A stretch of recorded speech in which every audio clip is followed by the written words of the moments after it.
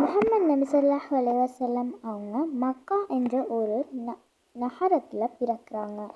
அவங்க பிறக்கும் முன் அவங்களோட தந்தை அப்துல்லா இறக்குறாங்க. இருந்து அவரது 6வது வயதில் அவங்களோட உம்மாவும் அவங்களோட அடிமை பெண்ணான பரீரா என்ற அவங்களும் முஹம்மது நபி ஸல்லல்லாஹு அலைஹி வஸல்லம் அவங்களும் ஹிஜ்ரத் போகிறாங்க. பேத்து வரக்கொள்ள ஒரு இடத்துல அவங்களோட உம்மா இறக்குறாங்க. அதுக்கப்புறம் அவரது 6வது வயதில் அப்துல் முத்தலிஃப் அவங்களோட பாட்டனார் இவங்களை வளர்க்க எடுக்கிறாங்க. அவரது 12வது வயதில் அவங்களோட பாட்டனாரும் இறக்குறாங்க. அதுக்கப்புறம் அவங்களோட சாச்சா அவங்களோட சின்னப்பா அப்படின்னு சொல்லுவாங்க இல்லையா, அவங்க அப்துல் தாலிப் அவங்க இவங்களை வளர்க்கெடுக்கிறாங்க. அப்போ அப்துல் தாலிப் அவங்க சிறிய நாட்டுக்கு வேலைக்காக செல்வாங்க. அப்போது முஹம்மது நபி ஸல்லல்லாஹு அலைஹி வஸல்லம் ஒரு நாள் கேட்குறாங்க,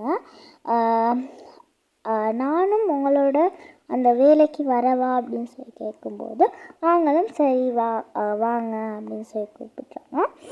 கூப்பிட்டதுக்கு பிறகு அவங்களும் போகிறாங்க. அங்கே அப்படி வெயில், அது ஒரு பாலைவனம் என்று சொல்லலாம். அந்த பாலைவனத்தில் நடு இடத்துல மட்டும் ஒரே ஒரு மரம் மட்டும் இருக்கும். அந்த மரத்தில் தான் நீங்களாம் ஓய்வெடுப்பாங்க. அந்த மரம் இப்போ ஜோர்தானில் இன்னுமே அந்த மரம் நீக்கிது. நீங்கள் யூடியூப்பில் சர்ச் பண்ணி பார்த்தீங்கன்னா உங்களுக்கு அது கிடைக்கும். ஸோ ஜோர்தான் என்ற இப்போ இருக்கிற ஜோர்தான் என்ற ஒரு இடத்துல அந்த மரம் இருக்குது. அந்த மரத்துக்கு பண்ணி இவங்களாம் ஓய்வெடுக்கிறாங்க.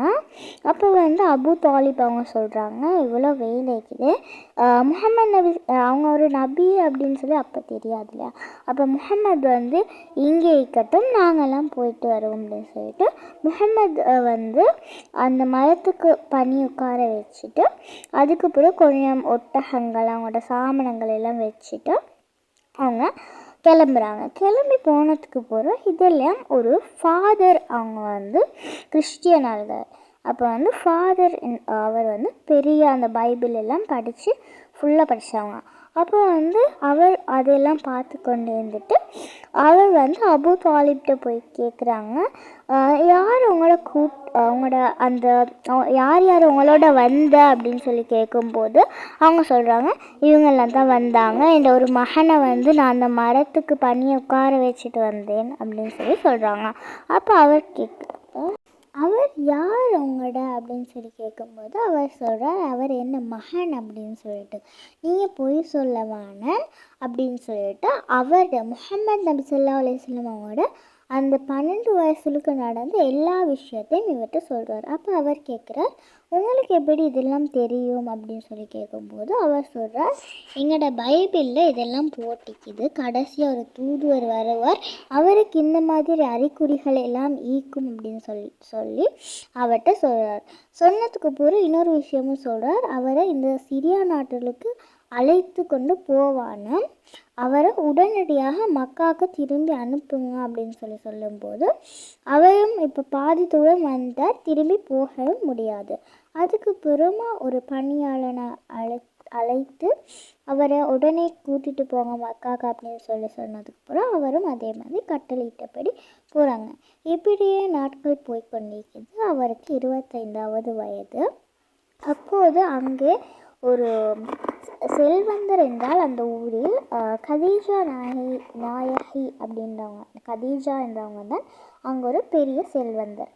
அப்போது அவர் அந்த கதீஜா என்ற அந்த பெண்மணியிடம்தான் இவர் வேலை பார்க்குறார்.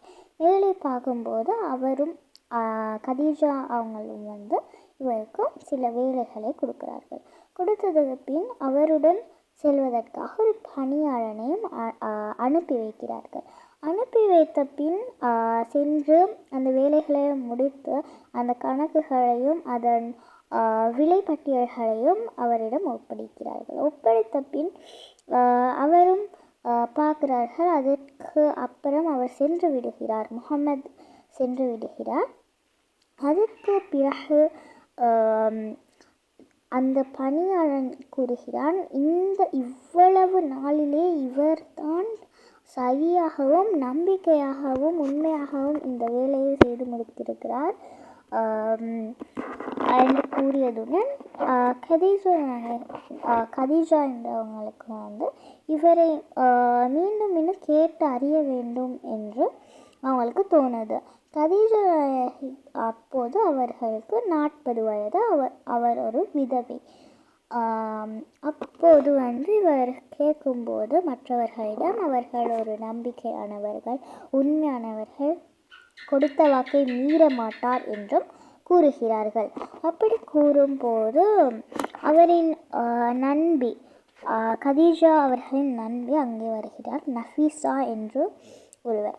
அப்போது அவர் கூறுகிறார் இந்த கதீஜா அவர்களிடம், உங்களிடம் இந்த மாதிரி ஒரு பணியாளை வேலை பார்த்தார்களாமே, உண்மையாக வேலை பார்த்தார்களாமே அப்படி என்று கூறிவிட்டு அதற்கு பிறகு அவர் கூறுகிறார் இவர் உண்மையிலேயே அவர் ஒரு நல்ல மனிதன் என்றும் கூறுகிறார். அதை கேட்டவுடன் இந்த கதீஜா அவர்கள் வந்து அவர்களை மணந்து கொள்ள விரும்புகிறார்கள். அதன் பிறகு அதையும் அந்த நஃபீஸா என்றவர் அவரிடம் பகிர்கிறார். பகிர்ந்தவுடன் நஃபீஸா என்றவங்களும் சென்று அந்த நபி முஹம்மது அவர்களிடம் சென்று இந்த மாதிரி கதீஜா அவங்கள மணந்து கொள்ள விரும்புகிறாங்க, உங்களுக்கு சம்மதமா என்று கேட்கும்போது அதற்கு நபி அவர்கள் எதுவாக இருந்தாலும் என் தந்தை அபு தாலிபிடம் சென்று கேட்டு வாருங்கள் என்று கூறியதுடன் நஃபீஸா என்ற அவங்களும் வந்து சென்று அபு தாலிபிடம் கேட்கிறார்கள். அவர்கள் சம்மதம் என்று கூறியதுடன் அபு தாலிப் வந்து முஹம்மது நபியிடம் கேட்கிறார்கள் உங்களுக்கு சம்மதமா என்று.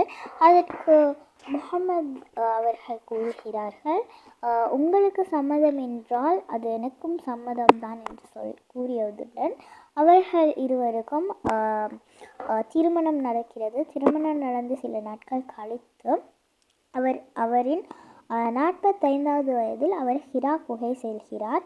அவருக்கு தனி கூட்டாக இருப்பதை விட அவர் தனியாக இருப்பதை மிகவும் விரும்புவார். அப்போது அவர் தனியாக ஹிரா குகை சென்று இரவு நேரம் அவர் எப்போது சென்றாலும் அவர் யோசித்து கொண்டிருப்பது நம்மை படைத்தவன் யார், இந்த சூரியனை படைத்தவன் யார், இந்த சந்திரனை படைத்தவன் யார் என்று சற்று யோசித்து கொண்டே இருப்பார்களாம். அன்றொரு நாள் அதே அப்படியே யோசித்து கொண்டிருக்கும் பொழுது ஒரு ஒளி ஒன்று கேட்குதாம்.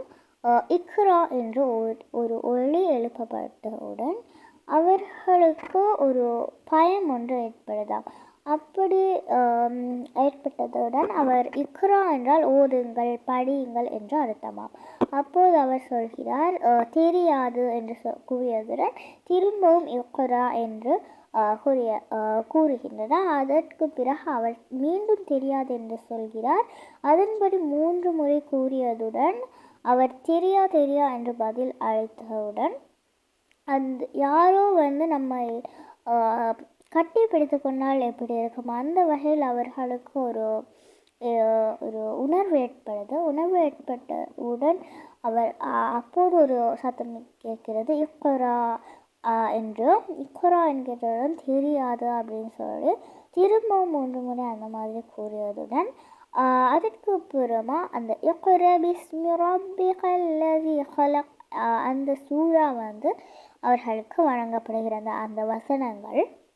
அதன் பிறகு அவர்களுக்கு பயம் ஏற்பட்டு அவர் அந்த இடத்தை விட்டு சென்று வீட்டிற்கு செல்கிறார்.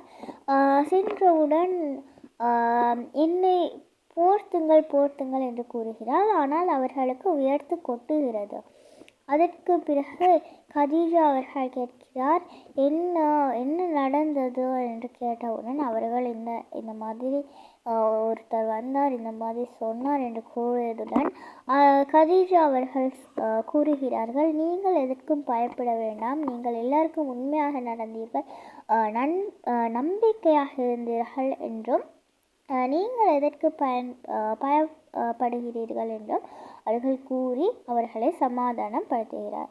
அதன் பிறகு இந்த கதீஜா அவர்கள் அவருக்கு தெரிந்த ஒருவரிடம் செல்கிறார். நௌஃபர் என்று அவரின் முழு பெயர் நான் மறந்துவிட்டேன். நௌஃபர் என்ற ஒருவரிடம் அவர் செல்கிறார். இத்துடன் இந்த பாட் முடிவடைகிறது. பார்ட் 2ல் உங்களை சந்திக்கிறேன். Until then, bye from Attitude Girl Rahi.